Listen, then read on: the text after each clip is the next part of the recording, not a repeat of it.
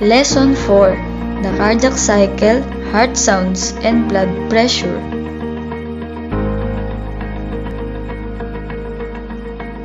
Objectives of the lesson. Focus points. Describe the sequence of events that happens when the heart beats. Identify the heart sounds using an instrument. Explain how the heart sounds are produced. And lastly, locate the different arterial points in the body where pulse can be felt.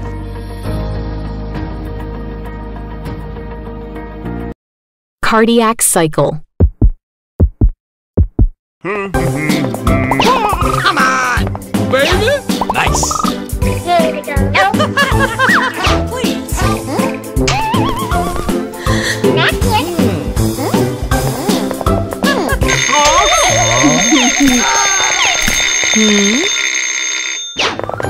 Yes, boss! We need to find an answer to this question. Cardiac cycle. Why does the heart make lub-dub sound? The answer is inside the box.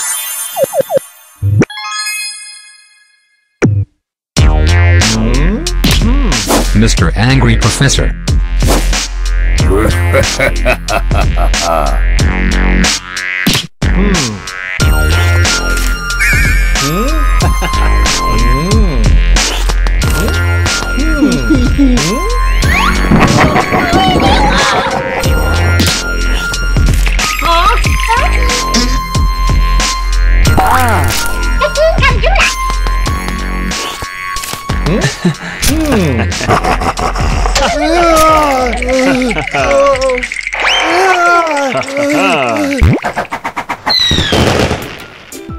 The lub-dub sound is caused by the movement of two pairs of valves in the chambers of our heart.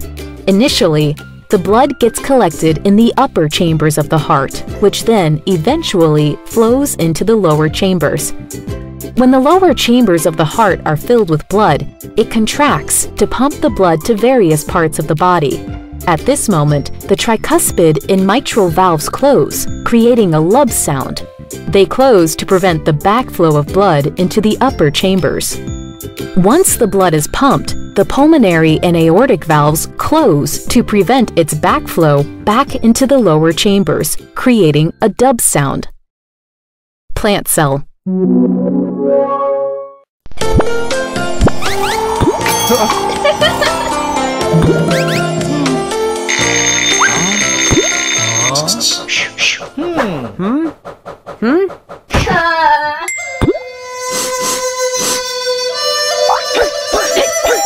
Mr. Kung Fu.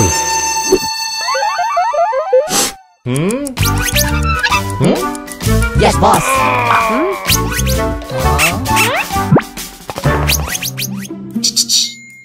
We need to find an answer to this question. Plant cell. Which component helps it to stand upright? The answer is inside the box.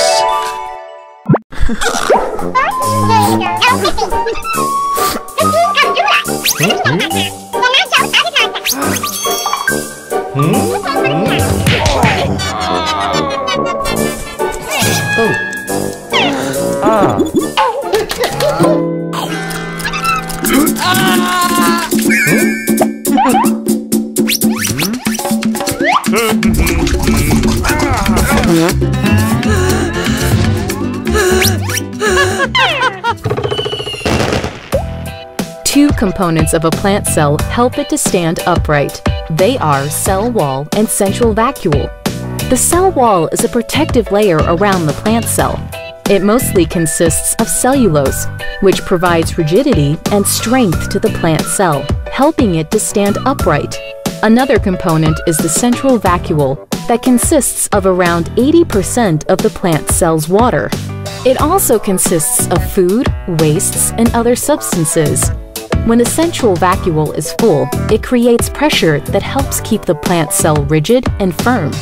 Thus, the cell wall and central vacuole together help the plant cell to stand upright.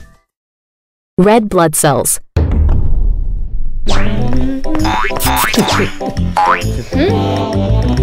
Will you marry me?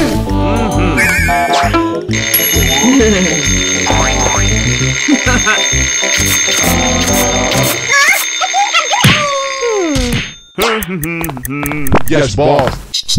We need to find an answer to this question. Red blood cells. Why are they red in color? The answer is inside the box.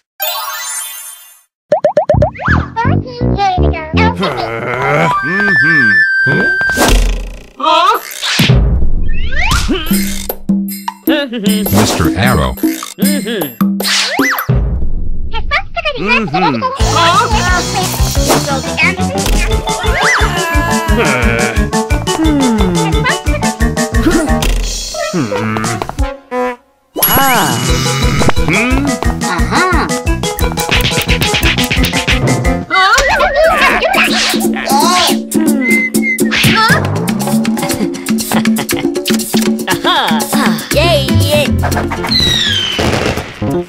The cytoplasm of red blood cells is rich in protein molecules called hemoglobin. Each hemoglobin protein consists of subunits called heme. Heme consists of iron molecules. When iron molecules bind with oxygen molecules, the interaction between them gives the blood cells a reddish color. Thus, the iron-oxygen interaction gives the red blood cells its color. Animal cell.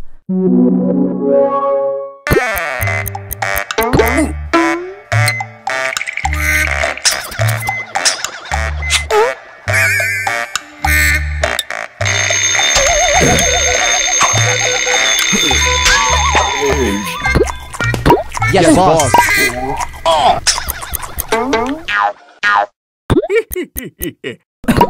We need to find an answer to this question. Animal cell. Why are mitochondria called powerhouses? The answer is inside the box.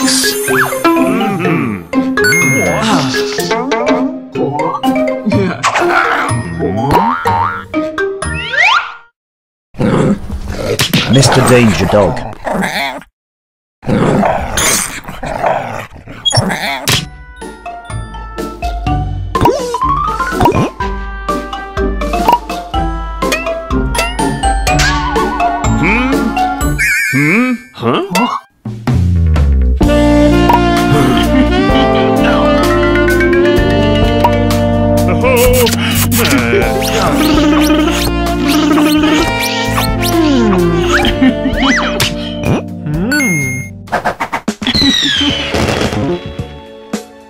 The mitochondria are tiny structures found inside cells.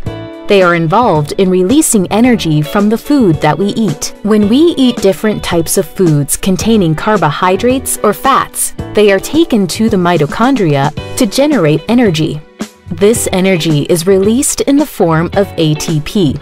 That is adenosine triphosphate, which is then used for carrying out important functions of the cells. Hence, as the mitochondria are involved in generating energy for our body, they are called the powerhouses of the cell. Red blood cells.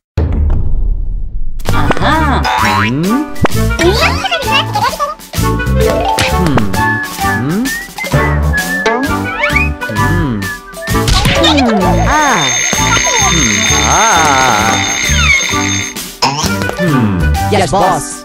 We need to find an answer to this question. Red blood cells. Why are they flexible and biconcave?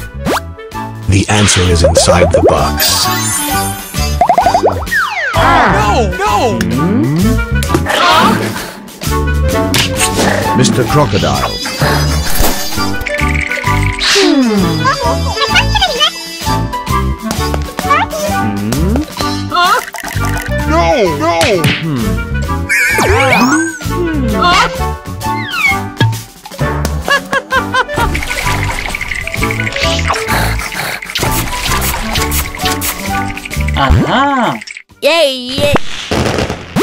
Red blood cells are specialized cells present in our blood.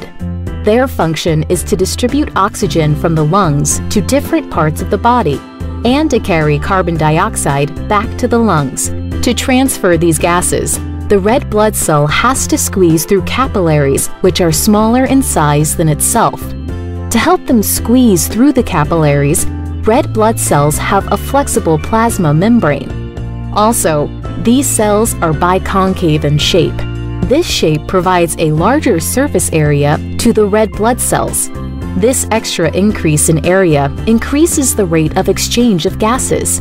Thus, red blood cells are flexible and biconcave in shape.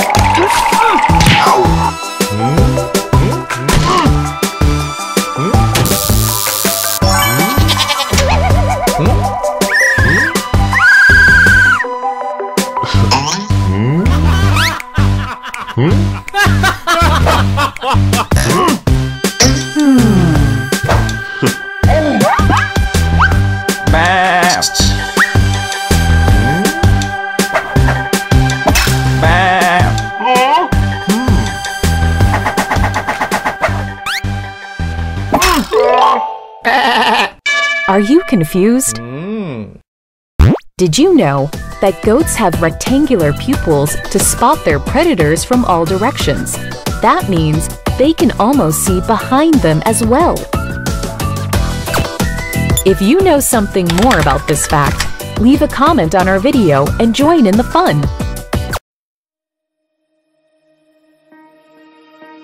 Cardiac cycle. The cardiac cycle pertains to the sequence of events that happens when the heart beats. There are three phases in the cardiac cycle: the diastole of all the chambers of the heart, the systole of the atria, and the systole of the ventricles.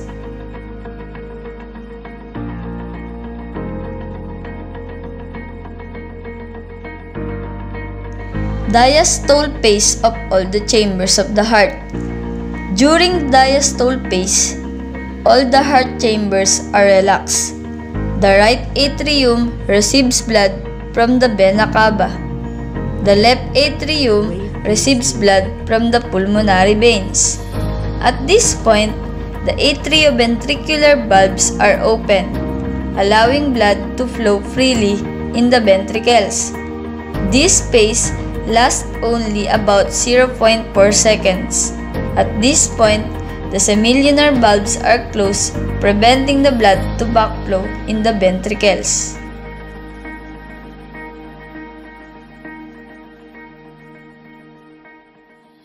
Systole phase of the atria. The sinoatrial node, located within the walls of the right atrium, contracts. Its contraction signals the atria to contract only for about 0.1 seconds. This brief contraction completely fills the ventricles with blood. At this point, the atrioventricular are open while the semilunar valves are closed, preventing the backflow of the blood at the ventricles.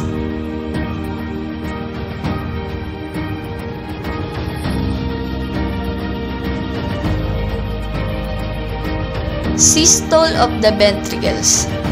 During the systole phase, the atrioventricular valves are closed and the semilunar valves are open. The left ventricle receives impulses from the fibers and it contracts. Contraction of the right ventricle forces blood to the lungs via the pulmonary artery. Contraction of the left ventricle forces oxygenated blood to the different parts of the aorta. At this point, the semilunar valves are open, while the atrioventricular valves are closed to prevent the backflow of the blood to the atria. The aorta branches out to provide oxygenated blood to all parts of the body.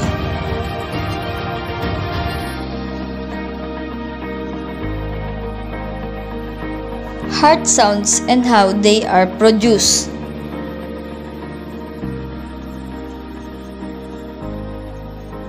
As the chambers of the heart alternately contract and relax, distinct heart sounds are produced. Such heart sounds are detected when a stethoscope is put against the chest. The normal heart sound is typically described as love dub. The sounds are also called heartbeat.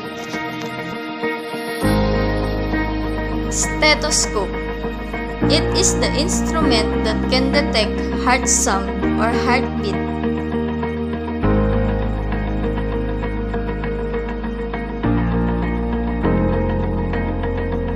The first sound, love, or S1, is usually softer in pitch and longer in duration. The vibrations of the ventricles when they contract and the closing of the atrioventricular valves produce it. Wave Beats Music. The second sound, dub, or S2, is higher in pitch and shorter in duration. The vibrations of the closing of the semilunar valves produce it. The dub sound is shorter and louder because the cusp of the semilunar valves are more rigid than the mitral and tricuspid valve.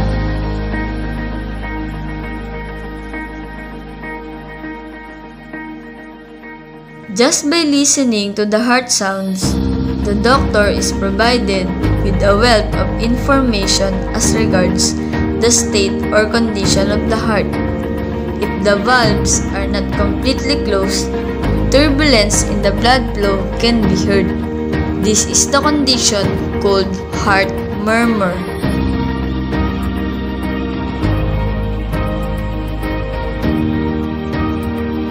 Mechanisms that control heartbeat. Heartbeat and heart sounds are produced by the contraction of the heart muscles. Such contraction is initiated by rhythmical chemical impulses. A specialized region in the heart called pacemaker maintains and sets the rate at which the heart contracts.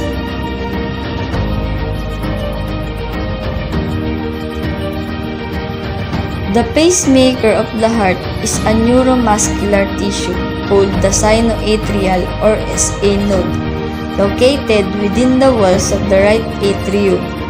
The cells in the SA node are modified as cardiac muscle cells.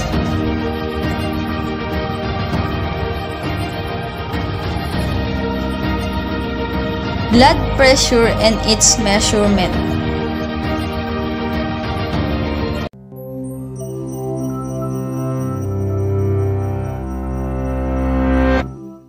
If you lined up all the blood vessels in your body, they'd be 95,000 kilometers long. And every day, they carry the equivalent of over 7,500 liters of blood, though that's actually the same 4 or 5 liters recycled over and over, delivering oxygen and precious nutrients like glucose and amino acids to the body's tissues. All that blood exerts a force on the muscular walls of the blood vessels. That force is called blood pressure, and it rises and falls with the phases of the heartbeat. It's highest during systole, when the heart contracts to force blood through the arteries. This is your systolic blood pressure. When the heart is at rest between beats, blood pressure falls to its lowest value, the diastolic pressure. A typical healthy individual produces a systolic pressure between 90 and 120 millimeters of mercury, and diastolic pressure between 60 and 80. Taken together, a normal reading is a bit less than 120/80. The blood traverses the landscape of the body through the pipes of the circulatory system. In any plumbing system, several things can increase the force on the walls of the pipes: the properties of the fluid, extra fluid, or narrower pipes. So if the blood thickens, a higher pressure is needed to push it, so the heart will pump harder. A high salt diet will lead to a similar result. The salt promotes water retention, and the extra fluid increases the blood volume and blood pressure. And stress, like the fight or flight response, releases hormones like epinephrine and norepinephrine that constrict key vessels, increasing the resistance to flow and raising the pressure upstream. Blood vessels can usually handle these fluctuations easily. Elastic fibers embedded in their walls make them resilient. But if your blood pressure regularly rises above about 140/90, what we call hypertension, and stays there, it can cause serious problems. That's because the extra strain on the arterial wall can produce small tears. When the injured tissue swells up, substances that respond to the inflammation, like white blood cells, collect around the tears. Fat and cholesterol floating in the blood latch on too, eventually building up to form a plaque that stiffens and thickens the inner arterial wall. This condition is called atherosclerosis, and it can have dangerous consequences. If the plaque ruptures, a blood clot forms on top of the tear, clogging the already narrowed pipe. If the clot is big enough, it can completely block the flow of oxygen and nutrients to cells downstream. In vessels that feed the heart, that will cause a heart attack when oxygen-deprived cardiac muscle cells start to die. If the clot cuts off blood flow to the brain, it causes a stroke. Dangerously clogged blood vessels can be widened by a procedure called an angioplasty. There, doctors thread a wire through the vessel to the obstructed site, and then pass a deflated balloon catheter over the wire. When the balloon is inflated, it forces the passageway open again. Sometimes a rigid tube called a stent is placed in the vessel to help hold it open, letting the blood flow freely to replenish the oxygen-starved cells downstream. Staying flexible under pressure is a tough job for arteries. The fluid they pump is composed of substances that can get sticky and clog them. And your typical healthy heart beats about 70 times a minute, and at least 2.5 billion times during an average lifetime. That may sound like an insurmountable amount of pressure, but don't worry, your arteries are well suited for the challenge.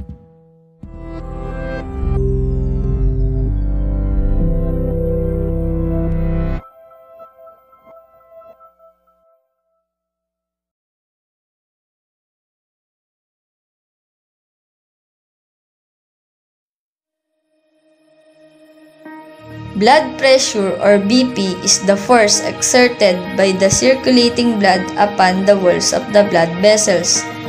Blood pressure is obtained using an instrument called sphygmomanometer.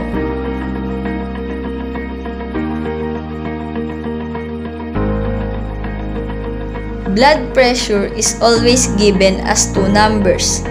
One number is written above or below the other number. Both numbers are important. For example, the blood pressure is 120/80. The number above, which is the 120, it is the systolic pressure. The number below, which is 80, it is the diastolic pressure. At rest, the heart beats from 60 to 70 times per minute.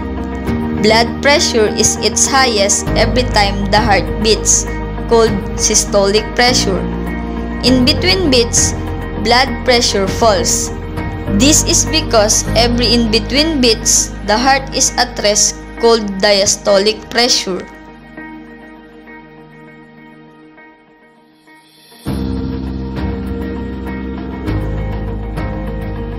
Blood pressure is also the force that moves the blood from the heart to the different blood vessels. The pressure causes the arteries to rhythmically stretch. Such stretching of the artery caused by the pressure of the blood is called pulse. Pulse occurs as the artery bulges during each heartbeat.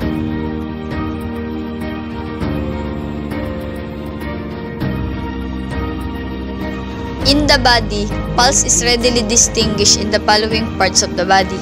There are 8 different arterial points: radial artery, facial artery, carotid artery, temporal artery, brachial artery, femoral artery, popliteal artery, and lastly, the dorsalis pedis artery.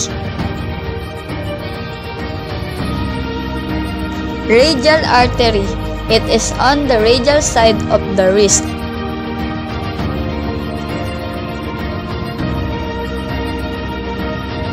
Facial artery. It is at the point of crossing the mandible. Carotid artery.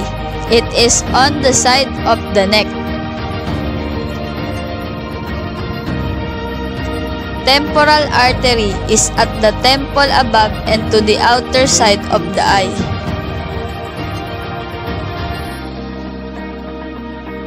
Brachial artery. It is on the inner side of the bicep.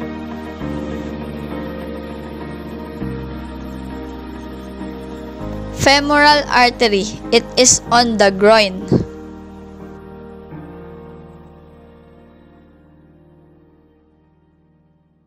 Popliteal artery. It is the point behind the knee.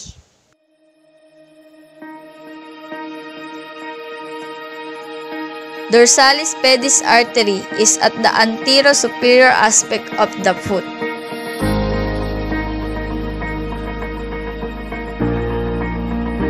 And for the summary, the cardiac cycle consists of the heart's alternate and rhythmic systole and diastole of the atria and ventricles.